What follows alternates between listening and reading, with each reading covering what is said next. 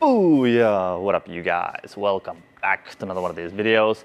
Today I want to talk to you about where to spot when you're doing 360s, when you're doing pirouettes with different side swaps, where you should be looking at, like the props and everything. So, if you're new to this channel, my name is Lauri Koskinen. I'm a professional juggler and a juggling teacher, and I also have this online course, which is like a huge database of just juggling lessons and tutorials. JugglingMastery.com, definitely check that out. But let me get into this. So this was a question that I got, like a tutorial request. Where should you spot when you're doing different side swaps in a pirouette? So you do 360s. 360s when you throw up and you do like a pirouette. Where you should be spotting. Now, like the normal is, so it doesn't depend so much what you're doing. It's always pretty much the same. First things you gotta do is you gotta make sure that your throws are good. So you're looking at the throws to make sure that they land in a good place, okay? So you sort of like, you look at the whole pattern. So you look that everything goes well, and when you see that everything goes well, you can do your 360s, right? And it's, you sort of like look all the balls. You throw the first, you look at that, you look at the next, you look at the next.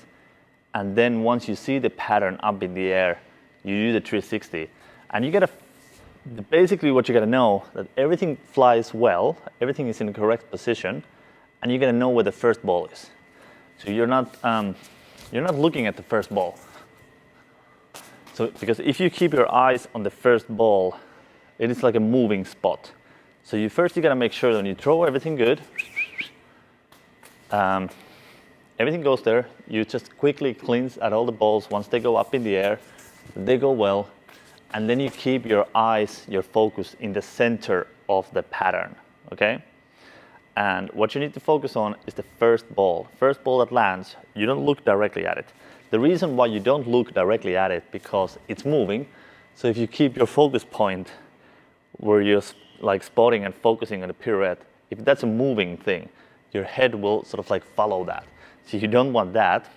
So you want to sort of like look always in the middle, in the center of your pattern. And then just keep your focus, like your peripheral vision, your side view on the first ball, the first that is coming down. Okay, so if you do like a normal 360, you can spot. Just keep your eyes on everything. So I look, everything goes well, and then my eye stays up there with the pattern, and I know the first ball when it comes down.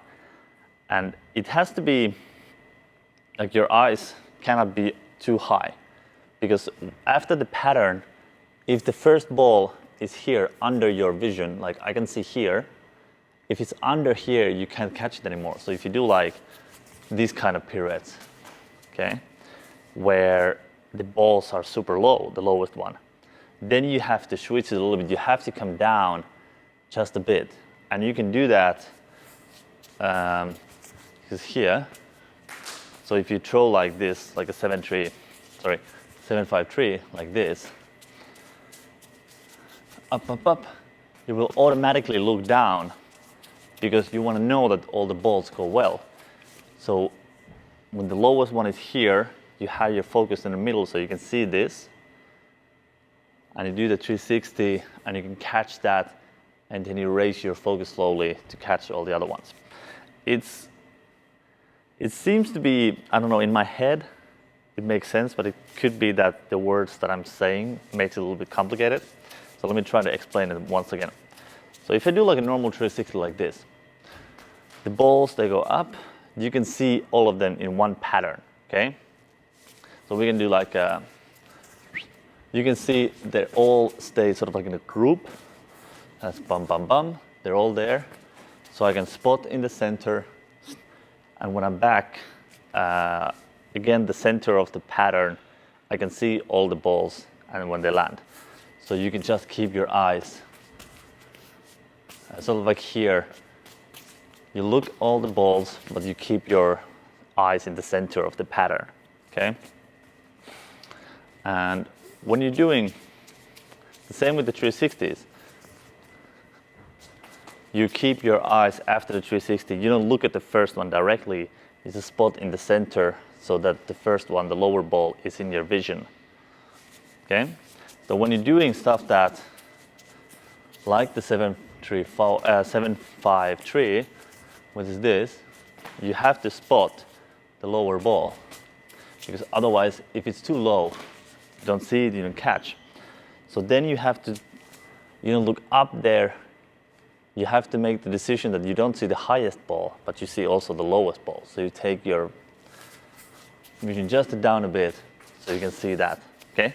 So you know what I mean? So you can see the lowest ball. You don't look directly at it, but you bring your vision here so you can also see this in your side view. So when you do the 360, you're back here again, so you can catch this, so you know it's here, and then you slowly bring up your view again. Okay? If that makes sense. So then you can do this. You see? So I don't look after the 360. I don't look at this ball, but I keep my vision low enough so I can see it in my side view, and then go up again so I can see all the balls that are coming. So then it doesn't matter what the side swap is. It can be like 7-4-4, and I would do the same thing. I would keep my focus close to these balls. 7-4-4. So I can see where they come. That weird side swap. But yeah, so that's the whole point. Like, where should you look?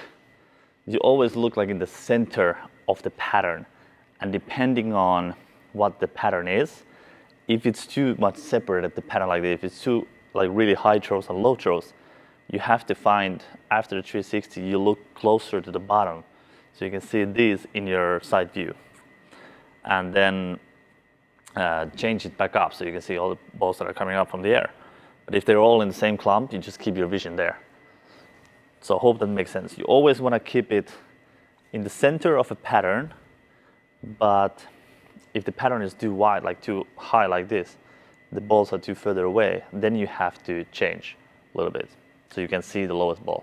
But don't look at the balls directly, because if you have a moving object that you're following with your 360s, that means you're moving your head, you're moving your body. It's harder to do the pirouette.